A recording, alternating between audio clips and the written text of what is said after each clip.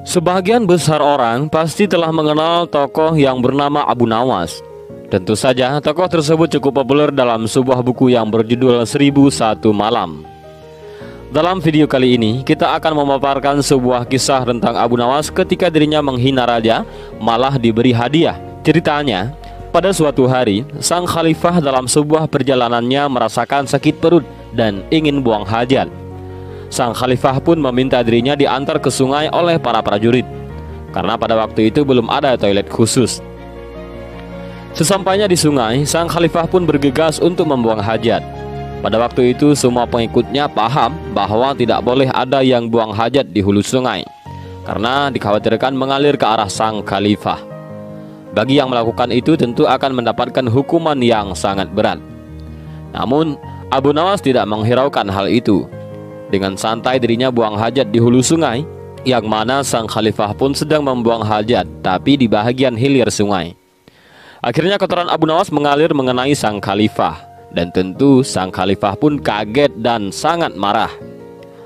Tak menunggu waktu lama, sang khalifah pun memerintahkan para prajuritnya untuk menyusuri hulu sungai, dan ditemukanlah Abu Nawas. Tentu Abu Nawas terancam mendapatkan hukuman berat dari sang khalifah. "Kamu tidak punya tata krama, buang hajat di depanku hingga kotoranmu mengenaiku," bentak sang khalifah.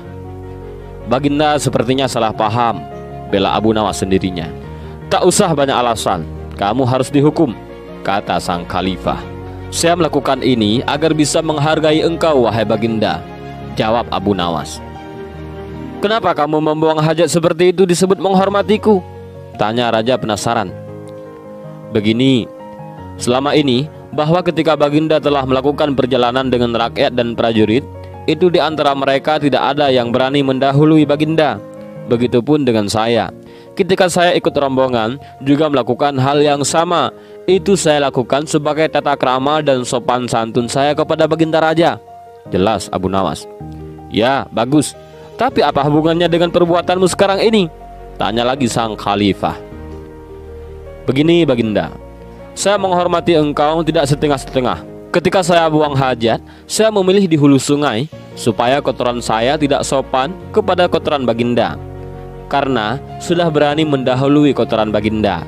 Ini semua saya lakukan demi tata krama saya kepada kotoran baginda," jelas lagi Abu Nawas. Mendengar penjelasan itu, Abu Nawas pun tak jadi dihukum.